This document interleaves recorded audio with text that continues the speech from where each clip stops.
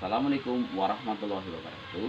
Saya Darwo CGP Angkatan 9 dari SD Negeri 2 Kalitapen akan melaksanakan wawancara kepada dua orang kepala sekolah. Yang pertama, Kepala Sekolah SDN 1 Kalitapen yaitu Bapak Suri Tarwoko, dan yang kedua Bapak Arifin Nurhayati selaku Kepala SDN 2 Kalitapen.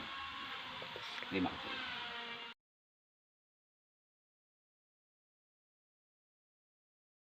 Warahmatullahi wabarakatuh. Yang saya hormati Bapak Kepala SDN 2 Kalitapen, pada pagi hari ini kita akan sedikit berbincang-bincang wawancara tentang bagaimana dalam keterkaitan kami selaku untuk melengkapi tugas-tugas kami selaku CGP harus mewawancari Bapak Kepala Sekolah. Dalam hal ini selaku Kepala SDN 2 Kalitapen, saya mau sedikit berbincang-bincang tentang pendapat ataupun cara bagaimana dalam melaksanakan tugas suatu kepala sekolah untuk mengambil suatu keputusan dalam hal ini. Oke Pak, ya, apakah oke sudah siap ya Pak? Oh siap sekali Pak Daru. Oke, pada kesempatan ini ya, selama ini bagaimana Anda dapat mengidentifikasi kasus-kasus yang merupakan dilema etika atau bujukan moral? Oke, ya. Jadi gini ya Pak Darwo ya. Memang dalam konteks keseharian saya ini sebagai kepala sekolah itu tentunya sering ya mengalami atau juga pernah kaitannya dengan dilema etika maupun bujukan moral ya. Nah, kaitannya dengan dilema etika itu yang pasti itu kan benar versus benar. Sementara untuk bujukan moral itu benar versus salah. Nah, tentunya untuk dilema etika terkadang saya sebagai kepala sekolah pernah menjumpai beberapa ibaratnya permasalahan ya, misalnya itu apa ya, memang harus diambil suatu keputusan ya kan, keputusan di mana itu keputusannya memang dapat dipertanggungjawabkan. Nah, sebagai contoh ya Pak Darwo ya, tidak usah jauh-jauh ya. Di sini terkadang kayak gini ya. Saya itu kebetulan memiliki ya Pak Darwo tahu sendiri ya Pak enggak, memiliki rekan-rekan guru di sini itu kategorinya muda semua dan semuanya berpotensi. Terkadang ya saya itu mengalami dilema etika ketika hal di mana dari khususnya Korwil Camdini itu menugaskan atau juga memberikan berbagai macam jabatan kepada rekan-rekan yang ada untuk misi kegiatan. Terkadang di sisi lain saya senang dengan adanya rekan-rekan itu melaksanakan kegiatan untuk berbagi dengan yang ada di sekolah lain atau juga mengurusi kegiatan di Korwil. Tetapi terkadang di sini itu berpikirnya, oh ya, bagaimana dengan siswanya? Tentunya itu menjadi suatu problematika terkadang, ya kan. Memang saatnya saya memutuskan kaitannya dengan hal tersebut, ya tentunya harus mempertimbangkan beberapa aspek ya, kaitannya dengan teman-teman itu banyak sekali. Ya kalau misalkan katakanlah satu orang yang ke sana itu, kalau satu itu pernah ya kayak gini ya, bayangkan saja ada 4 rekan guru yang agama kumpulan ngurusi agama, yang berikutnya lagi ada yang guru olahraga, kebetulan juga pengurus kakak guru olahraga, kemudian ada juga yang operasi ya padahal ini juga penting. Nah kemudian juga ada yang ngurusi kegiatan yang memang kumpulan aset dan sebagainya, semuanya kumpulan semua, hanya tinggal menyisakan 3 orang guru. Wah iya, itu memang saatnya undang-undang itu akhirnya ya memang saatnya kegiatan tersebut menjadi suatu dilema. Ini bagaimana sih posisi yang ada di sekolah gitu.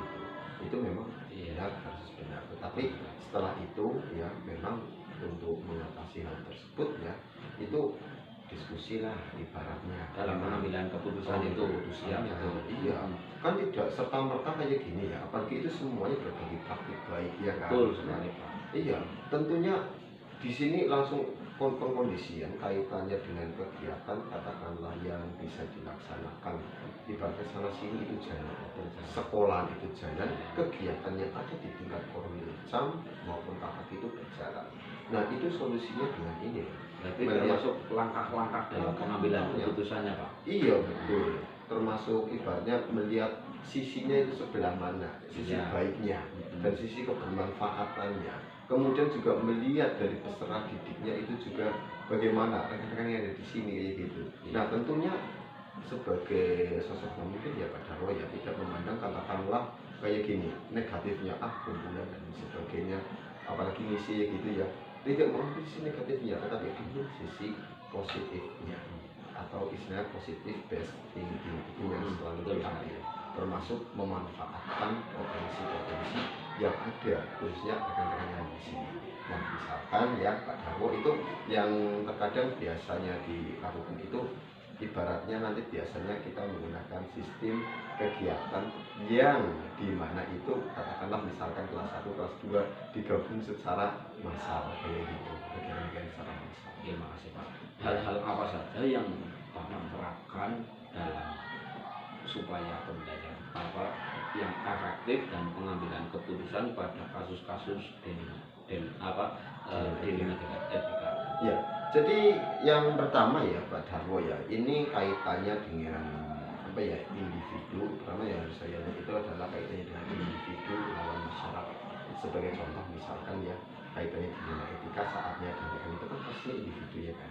Nah posisi yang ada di tinggal di sini lawannya siapa? Masyarakat ya kan. Nah itu harus saya pertimbangkan posisinya di situ. Terus berikutnya lagi selain individu lawan masyarakat itu juga kaitannya dengan ini apa, kebenaran lawan kesetiaan ya kan. Memang dia itu pasti benar dan juga dia juga ibaratnya saatnya kita melakukan sesuatu pasti ada hal seperti itu ya. Kemudian berikutnya lagi saya juga melihat kaitannya dengan ini apa, jangka panjangnya dari itu ya. Rekan-rekan saatnya katakanlah saatnya memang dilema posisi di sini itu saat itu kan membuat rekan-rekan yang ada di tingkat Korwil-Cam Jati itu memiliki wawasan yang sangat luas untuk jangka panjangnya, untuk pembelajaran yang skupnya lebih luas. Kan katanya kayak gini ya, berbagi praktik baik dan juga berbagi ilmu yang bermanfaat itu ya itu akan mendorong kita, minimalisir kita kaitannya dengan siksa neraka, sehingga kita paling tidak ya bisa iya tujuannya output apa tujuan dari kita goalsnya adalah masuk surga ya kan ya. Makanya di situ kita harus melihat kalian di ketika itu ya goalsnya kita berupaya untuk bagaimana kita masuk dalam surga juga dan melaksanakan pendidikan yang ada dengan semaksimal mungkin tetap begitu. Terima kasih Pak. Terus ada lagi pertanyaan dari kami, apakah Anda memiliki sebuah jadwal tertentu dalam sebuah penyelesaian kasus dilema etika? Apakah Anda langsung menyelesaikan di tempat itu? Nah, kaitannya dengan hal seperti ini ya, memang selain tadi hubungannya dengan rekan-rekan, kaitannya dengan murid itu juga ada terkadang ya, itu kaitannya dengan sebagai contoh di sini kebetulan kan tahu sendiri ya, banyak sekali anak-anak itu yang tinggal dengan neneknya karena orang tuanya itu merantau ya kan. Nah saya tidak akan menyebutkan si namanya ya gitu ya, namanya ya gini. Itu dari kecil dia anak itu dari lahir sampai dengan sekarang SD saja ya, itu tinggal dengan neneknya, yang membesarkan neneknya. Orang tuanya bayangkan padahal dia itu menikah sudah sampai 4 tahun. Nanti kamu saja pasangan laris, laris manis, tapi membuahkan buah hasil satu yang dirawat oleh dan sini. Nah kemarin itu ya kan meminta orang tuanya itu lalu untuk mengikuti orang tuanya di luar kota. Nah di luar kota, padahal orang tuanya tidak pernah membesarkan dan sebagainya. Padahal di situ sebagai temannya untuk neneknya, di sini temannya untuk neneknya, ya kan enggak? Betul. Nah posisi mau ditarik keluar kota ternyata dia itu belum menikah. Iya, jadi kan menjadi suatu dilema etika ketika kan memindah, ya kan. Nah di situ kaitannya dengan apa ya? Tadi langkah-langkah apa tadi? langkah-langkah atau prosedur. Ya, prosedurnya. Berarti saya yang pertama itu menyelidiki terlebih dahulu, ya kan? Menyelidiki kasus dilema etika tersebut, ya kan? Kemudian mempertimbangkan dan juga sampai menjadwal, ya kan? Ibaratnya akhirnya keputusannya tidak jadi, ya kan? Termasuk membuat jadwal ya untuk menyelesaikan diskusi coaching dengan orang tua dan juga neneknya, juga membuat jadwal. Waktu itu jadwalnya berarti kan untuk hari Senin dengan orang tuanya, hari Kamis dengan neneknya. Itu sudah berlangsung selama 3 minggu. Nah akhirnya dengan termasuk dengan pihak keluarga yang lain, akhirnya karena melihat mempertimbangkan pertimbangan yang ada, nafas dan lain sebagainya, itu akhirnya itu keputusannya itu akhirnya anak tersebut tidak jadi pindah gitu loh. Memang ya ada jadwalnya gitu. Oke Pak, ya terima kasih. Terus adakah seseorang atau faktor apa yang selama ini memudahkan atau membantu Anda dalam pengambilan keputusan dalam kasus-kasus dilema etika Pak? Nah kaitannya dengan ini kasus-kasus dilema etika ini ya, ini tentunya saya juga terkadang kayak gini ya Pak Darmo ya, terkadang melibatkan. Yang saya libatkan adalah orang-orang yang ibaratnya itu contoh kayak kasus yang tadi yang mobil itu ya. Tentunya saya melibatkan kaitannya dengan komite sekolah, tokoh masyarakat yang ada di dekat di daerah lingkungannya, kemudian rekan-rekan guru juga iya. Jadi tidak serta-merta saya secara sendirian itu memutuskan kaitannya dengan keputusan tersebut, tapi harus melalui beberapa pertimbangan dan mencari banyak sumber data, sehingga saatnya pengambilan keputusan tersebut dapat dikatakanlah valid. Nah, dari semua hal yang telah disampaikan, pembelajaran apa yang dapat Anda petik dari pengalaman Anda mengambil suatu keputusan dilema etika Pak? Nah, dalam hal ini ya, pembelajaran yang saya ambil itu yang pertama ya, saya jadi lebih paham ya, jujur saja ya, karena banyak sekali namanya di sekolah itu ya, banyak sekali ibaratnya dilema etika problematika ya kan, kasus yang itu, sehingga yang dapat saya ambil itu yang pasti bagaimana saya dapat memutuskan suatu keputusan yang bertanggung jawab, ya kan, dan dapat ibaratnya itu memuaskan semua pihak, ya kan. Sebab kenapa? Karena saatnya itu saya berupaya untuk melihat kebenaran yang ada, ya kan, benar versus kebenaran yang ada.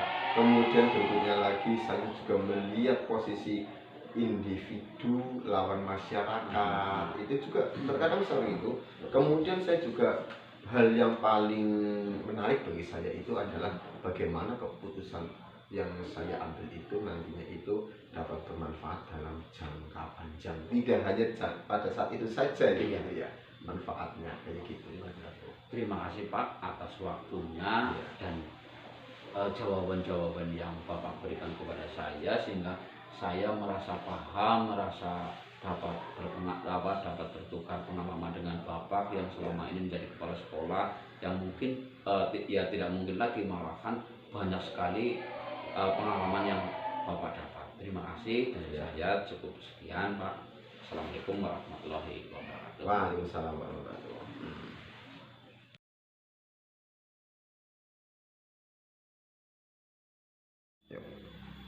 Assalamualaikum warahmatullahi wabarakatuh. Selamat siang Pak Judi Taroko. Selamat siang Saudara. Terima kasih Pak Judi selaku Kepala SDN 1 Kalitapen untuk melaksanakan tugas saya selaku guru penggerak, harus mewawancari beberapa kepala sekolah. Ini Bapak yang mewawancari yang kedua tadi, saya sudah wawancara dengan Bapak Arifin selaku Kepala SDN 1, dan sekarang saya mau mewawancarai ataupun bertukar pengalaman, bertukar pendapat dalam suatu pengambilan keputusan untuk melaksanakannya, di mana dalam pengambilan keputusan tersebut dapat kita berjalan dengan baik, apa yang keputusan ini menjadi kepala sekolah itu mengambil keputusan-keputusan yang dapat dipertanggungjawabkan. Nah, terima kasih atas waktunya, mungkin merepotkan dan sebagainya. Sebelumnya saya mohon maaf selaku CGP, mungkin dalam hal bertanya dan sebagainya banyak sekali mungkin kesalahan itu seperti itu ya Pak. Oke. Ya, yang saya akan tanyakan siang hari ini, selama ini bagaimana Anda selaku kepala sekolah dapat mengidentifikasi kasus-kasus merupakan dilema etika ataupun kejutan moral? Itu seperti itu Pak. Oke, dan kami dalam mengidentifikasi kasus-kasus yang merupakan dilema etika ini biasanya dari proses pengalaman kita sehari-hari dalam bekerja. Dimanapun tentu kita telah mengetahui bahwa dilema etika adalah hal yang berat yang harus dihadapi dari waktu ke waktu. Ketika kita menghadapi situasi dilema etika, akan ada nilai-nilai kebajikan dasar yang bertentangan seperti cinta dan kasih sayang, kebenaran, keadilan, kebebasan, persatuan, toleransi, tanggung jawab, dan penghargaan gitu. Oke, terima kasih Pak. Nah, dalam hal ini selama ini bagaimana Anda menjalankan pengambilan keputusan di sekolahan Anda, terutama untuk kasus-kasus di mana ada dua kepentingan yang sama, benar atau sama-sama mengandung nilai kebajikan. Contoh dalam hal ini mungkin dalam mengambil keputusan ada dua orang guru dalam hal ini kepentingannya bersamaan. Nah, langkah-langkah Bapak itu bagaimana cara mengambil keputusan? Biasanya yang kami lakukan di SD kami ini ya, yang pertama adalah mengenali bahwa ada nilai-nilai yang saling bertentangan dalam situasi ini. Yang kedua, menentukan siapa yang terlibat dalam situasi ini. Terus yang selanjutnya adalah mengumpulkan fakta-fakta yang relevan dengan situasi. Yang selanjutnya adalah pengujian benar atau salah. Gitu Pak. Terima kasih. Terus dalam hal apa saja yang selama ini Anda anggap efektif? Jadi nomor 4 ini apa? Pengambilan efektif keputusan pada kasus-kasus dilema etika. Oke. Untuk yang paling efektif menurut saya ini adalah mengumpulkan fakta-fakta yang relevan dengan situasi. Gitu. Dengan relevan yang situasi pada kasus-kasus tersebut ya Pak. Ya. Nah, terima kasih Pak. Terus hal apa saja yang selama ini merupakan tantangan dalam pengambilan keputusan pada kasus-kasus dilema etika? Tantangannya ini biasanya berhubungan dengan hukum. Pelanggaran hukum, selain pelanggaran hukum mungkin waktu ya Pak. Iya. Waktu karena yang kebersamaan ataupun dalam hal pengambilan keputusan itu misalkan waktu pada hari itu harus menentukan di mana kita mengambil keputusan di waktu tersebut. Ya, seperti itu Pak. Terima kasih. Nah, apa Anda memiliki sebuah jadwal tertentu dalam sebuah penyelesaian kasus dilema etika? Apakah langsung menyelesaikan di tempat itu? Tentunya harus menggunakan jadwal dulu, yang membuat jadwal terlebih dahulu supaya bisa pas ketemu gitu. Oke. Nah, adakah seseorang atau faktor apa selama ini mempermudah dan membantu Anda dalam pengambilan keputusan dan kasus-kasus dilema etika? Biasanya kami minta bantuan kepada rekan guru, komite, dan pihak-pihak atau tokoh masyarakat. Oke, terima kasih. Iya. Selain itu juga mungkin wali murid ya Pak? Iya, wali murid juga sangat. Oke, terima kasih. Dari semua hal yang telah disampaikan, pengambilan apa yang dapat Anda petik dari pengalaman Anda dalam mengambil keputusan dilema etika? Oke, dalam ini ya, dalam pembelajaran ini yang dapat dipetik adalah menjadi lebih paham dalam mengambil keputusan karena dapat dipertanggungjawabkan.